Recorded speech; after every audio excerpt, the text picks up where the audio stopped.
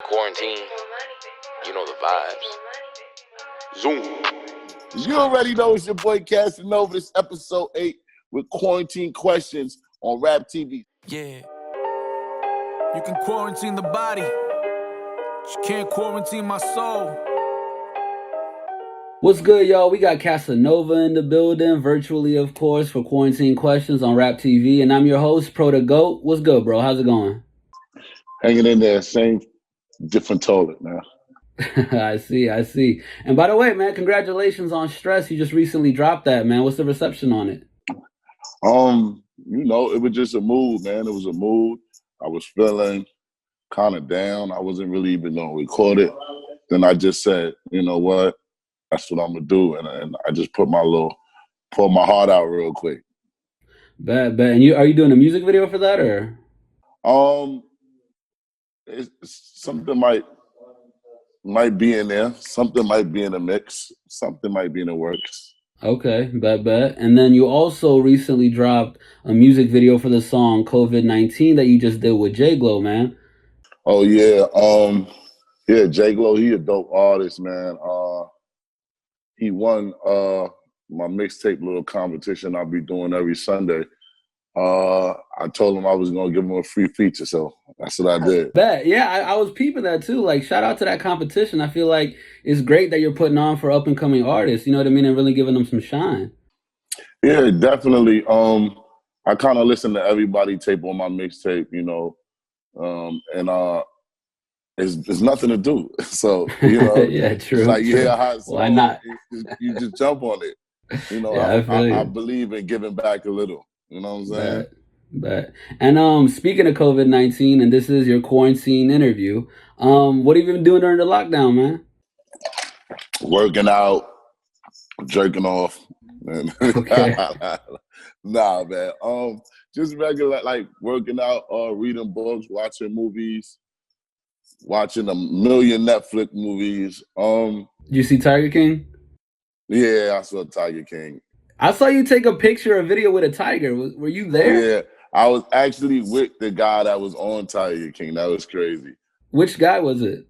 I don't remember his name. It's the guy that I got the video on my Instagram. Everybody was saying it like, that's the same guy that was in Tiger King. What was the place at? The old guy, Doc.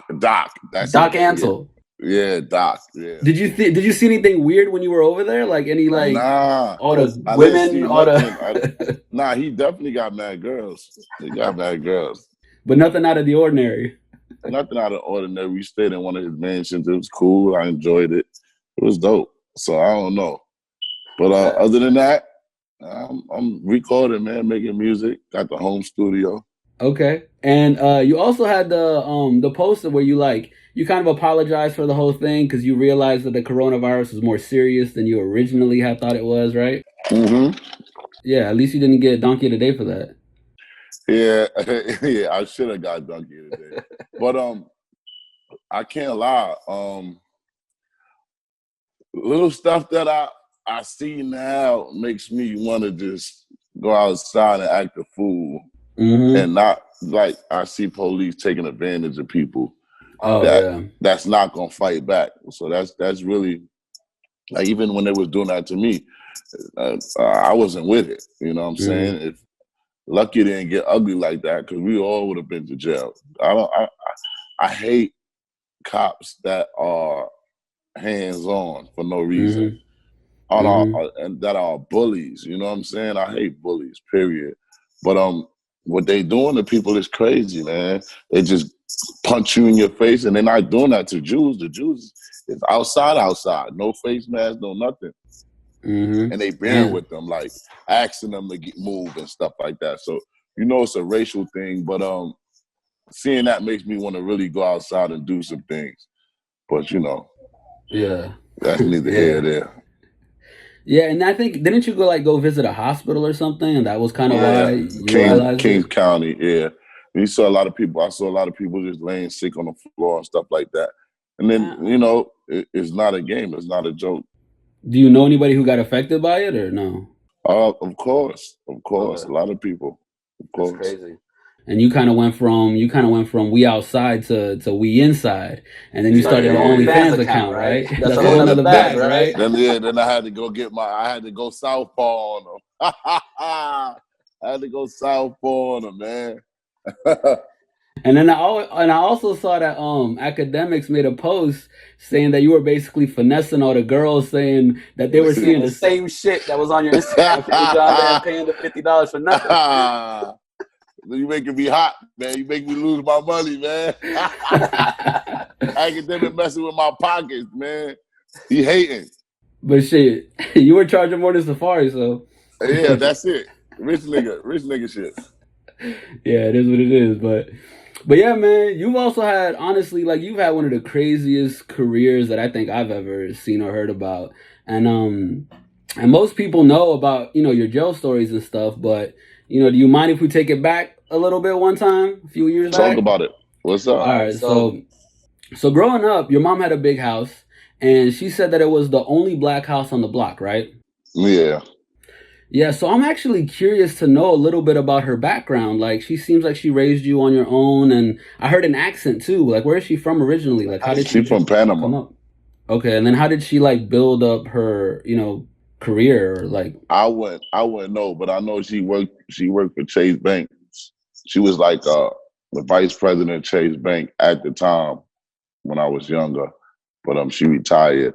But yeah, I was just running wild. Okay, wild kid, kind of spoiled a little. Yeah. And just taking advantage, trying to fit in. Yeah, and she also said that you guys went to church when you were little. That's funny because I'm actually, like, when I was younger coming up, I was also Seventh-day Adventist too, and I didn't know too many people that were. Yeah, it's crazy, right? Because once you're a Seventh-day Adventist, it's like being a black Jew. Yeah, pretty much. Because you believe in everything the Jews believe in. Exactly. Sundown, stuff like that. And you go to church on Saturday? Yeah, definitely. Do you remember anything from those days? At all? Yeah, I remember everything. Like when you were little at church and stuff? Anything that stood out to you? I remember I was in the choir. Okay. I learned how to play the piano too. Oh shit, I didn't know that. Do you still play a little bit or? Here and there. But only thing I know is church songs. Okay. And also growing up, you speak a lot, about you had the phase where you were trying to be accepted and about your friends also having a lot less than what you did as a kid.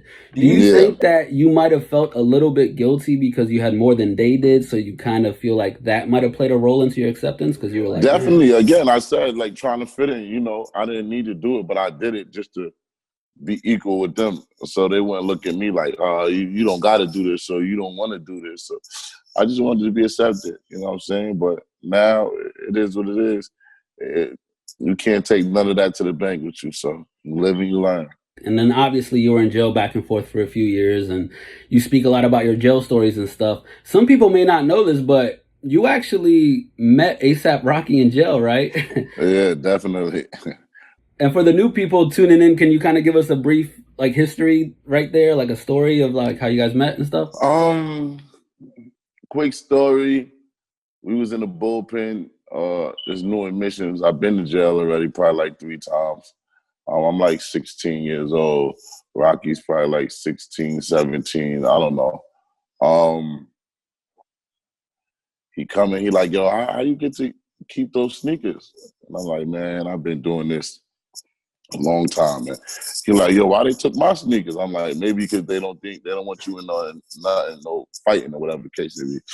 Anyway, I'm telling him, yo, listen, this is the rules. Don't do this, don't do this, don't do this. And again, I don't even know what I was telling to him, but he was just so skinny. I was just like feeling like, yo, let me put him on the game before he get in the dorm, in the cell block, where it get ugly. You know what I'm saying? So we end up going to the same cell block, and we got cool. He got in a fight. I helped him out. That's the short story. And he said you were trying to take over the house, right? And you went for the big dude. Yeah. Yeah, that part too. And then there was something wrong with sitting at a table, right? You told them don't sit at a table; they're gonna try to like jump you. Don't sit at the table because it's like certain people sit at the table. If you're not them certain people, you shouldn't be sitting at the table. And he couldn't grab a chair either, right? You acting like you know about it. You had to just stand up and eat, right? That's a fact. But and then did you end up? And I'm just curious about this. Did you meet any other guys back in jail that ended up being like famous rappers or anything? I wouldn't say. No, I wouldn't say. Okay, and then I was also searching for this. Since you've been out, have you and ASAP got on a track together? Have there been any songs? No, I got a track with him. Actually, I got a track with him, and Pharrell did the beat. I'm just waiting for Pharrell to finish the beat so we could put it out. But you know, Pharrell is a busy man. Pharrell, finish that beat, please. Bet. And then, I mean, that would be a dope music video too with you two on it. Yeah, definitely. But and then also, you know, some people may know, may not know, but you were in solitary confinement for about 2 years, and being in a cell kind of, I'm sure, makes you appreciate, you know, the little things a little bit more. Like, you know, like when you said that you told a girl to spray perfume on a letter so you could smell it and rub it on your pillow, and like that was important. You did your homework. Yeah, definitely. You do a lot of crazy things when you're in jail, man. Everything counts. Just seeing certain things and pictures and letters, all that thing, that count more than anything. And pictures are more important than letters, right? Yeah, I think pictures and letters like equal up to each other because pictures count as forever, but you could read a letter, keep reading it, especially in solitary confinement.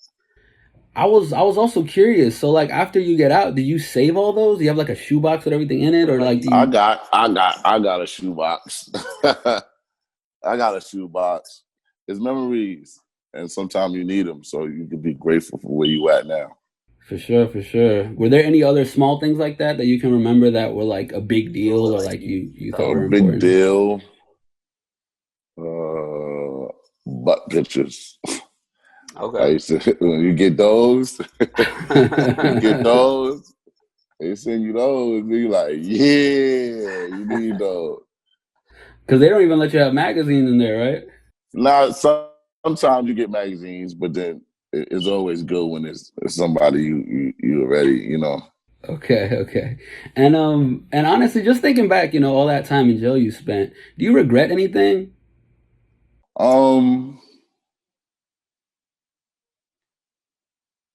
Nah.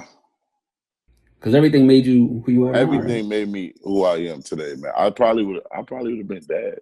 The way I was going, I probably would have been dead. You know, I think I needed jail to calm me down. Okay. And then what would you say was a turning point where, like, because a lot of times, and I was watching and reading about this too, a lot of times you'd come out and pretty much the same day or the next day, you'd be out doing the exact same thing that got you in. Like, at what point was it a turning point and change that? My turning point probably was when I started getting money. Once I started getting money, it was like, I ain't need to do that no more. You know, Robbie just was just like my only source of income until I started hanging with the right people and getting some change. And I've seen you say this too before, that robbers are just haters. Yeah, definitely. I feel like taking anything from somebody you think don't deserve it, that put in their hard work, you just a hater. You can't get it yourself. So you take it, you know, not knocking the robbers. That's what I was. And just, that's what it is. When you taking somebody's envious, malicious, you know what I'm saying? But like I said, once you get money, you become the hunter. You become the hunted. So now you know. Do you ever get paranoid or no? Nah, I move like a robber every day. I'm hip. I see the same car twice. I'm paranoid like a motherfucker. Those things must be ingrained in you, right? The instinct. It's programmed. A nigga robbed me, he lucky, because I see everything coming. No doubt. And then moving on to your music career too, shout out to Taxstone, man. Free Tax. He really believed in you, right? That's a fact. Free him. And even back then, he was out there telling people that, you know, even before you were one, but he was out there telling people that you were a real artist and had a ton of music, and you only had one song back then. One right? song. That's a fact. One song. That's it. And was it "Don't Run"? Don't Run. That's it. Okay. And I remember you saying that at first you thought rappers, how they made music, right? You thought that they would just go in the booth and just freestyle the whole thing. And just kill it. But when you see them in the studio just punching in, you're like, hold on, I could do this. This might be me too. Yeah. And then how long would you say it took you to do that first song altogether? On the first song, I don't even remember no more, but I know it wasn't long. Okay. It wasn't long at all. You're just punching in? Uh-huh. Okay, and I think you rapped about 8 bars and you thought it was 16, right? Yeah, I didn't know what I didn't know what was what. I didn't know what a bridge was, a hook, none of that. I don't even know how I made the song, truthfully. Yeah, and then was Down in the DM before or after that song? That was before. That was a freestyle. It go down when you trapping. Yeah. Okay, was that like a for real freestyle or like you wrote it? Nah, I wrote it. Oh, okay. Thanks. And then also, you know, shout out to your Protect Philippe watch. That's how you met Chris Brown, right? Yeah, definitely. So did you end up playing on one-on-one? Nah, hell no. I can't play no basketball. Mm-mm. So basically you went into a jewelry store. You met Lo, right? And you guys both have purchased the exact same watch. Mm-hmm. And he was looking for a spot to eat. And then that's how you guys got cool, right? Yep. And then he took me to meet Chris Brown. And from there, it was off to the races. I ended up on tour with Chris Brown. How long between the day you met Lo and the day that Chris asked you out on tour would you say went? Probably like 6 months. Okay. And so during that time, were you still recording or? Here and here. Like, again, it wasn't really. Once he told me to go on tour, then I had to drop a mixtape. And then I just dropped the mixtape. Yeah. And so, okay. So going on tour, I mean, I'm sure it was a very different experience for you. What was one thing that you learned just watching Chris Brown perform that you kind of took in for your performance? I would have to say pause. Like, learn how you gotta have that. You just gotta have, and you gotta protect your energy, especially on tour. Like waking up in the morning, knowing where to take it down because everybody's having fun every night. He's a great performer, man. I don't know how you do all those back flips, front flips, and party in the night and do it again in the morning. I don't know. I just learned so much from him, man. He's a great guy. And I'm just curious how are you performing a whole set if you just had those 2 songs? Like, did you drop the mixtape before that or? I dropped the mixtape right before tour. Okay, just so you have music to perform, right? Yeah, right before tour. Bet. And then was that like a long tour? Was it a few months or? Yeah, it was long, like 3 months or 2 months. And another big moment for you was the So Brooklyn challenge with Fabolous, right?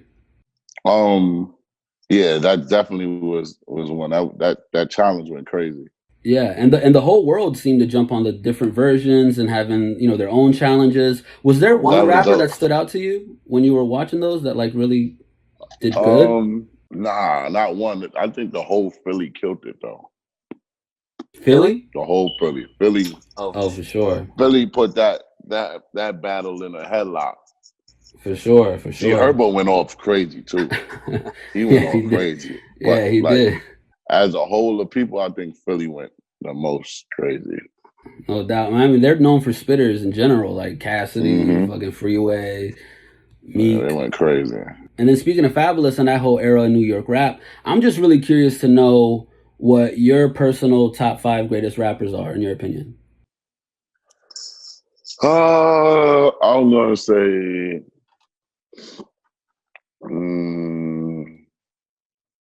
Biggie, Jay-Z,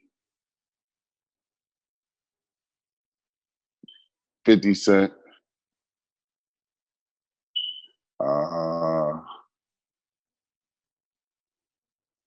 Big Pun, Okay. and Nas. That's a solid 5. That's like. But I forgot. I take Nas off to put Tupac. I'm supposed to put Tupac right next to Biggie. Okay, so Biggie, Tupac, 50 Cent, Big Pun. Biggie, Tupac, Jay-Z, 50 Cent, and Big Pun. Okay, facts. That's a solid ass 5. And speaking of Jay-Z, obviously you're signed to The Rock. I'm sure you've had, several conversations with them throughout your career. Has there ever been any advice that he's given you that stood out, or like kind of something you noticed the way he moves that kind of you took into it? Secrets, definitely secret advice, and he always drop a jewel on you when he talk to you. So, for sure, but it's secrets. Okay, no doubt. And what's your favorite Jay-Z album? My favorite Jay-Z album. Let me see. All of them is like, I can't pick one. Can you? I would say my personal favorite is Blueprint. Blueprint was crazy. Reasonable Doubt was. Yeah. It's up there. Like those two, it's Reasonable Doubt. I can't really pick one because I like the hungry Jay and I like the cocky Jay, and I like, you know what I'm saying? Like, I like both because I can relate to both. I guess like when you can relate to it, like, all right, this is when you ain't had no common sense. This is when you had sense. This is when you had money. You know what I'm saying? So I can't really pick one, but. Facts. And basically your debut album usually tends to be really impactful for a lot of people because Jay-Z had his entire life of living, you know what I mean, to talk about on Reasonable Doubt, as opposed to Blueprint where like he was already established, right? Definitely. Yeah, and I feel like I personally like Blueprint better because I'm a huge fan of like Kanye's beats, and that's kind of where he shined, you know what I mean, like crazy on Blueprint. He got busy, definitely. No doubt. And last but not least, we usually play a game with our guests. I don't know, are you down? No, what's going on? It's called Smash or Pass. All right. Okay. All right, what about Halle Berry? Halle Berry. The old Halle Berry was smashed, like the Monster Ball. Yeah. But I don't know about the Halle Berry now. I didn't see her in a long time. I don't know if it's worth it. Okay. And what about Tiana Taylor? No. That's my man, girl. I'm not doing that. Okay. Yeah. Jennifer Lopez.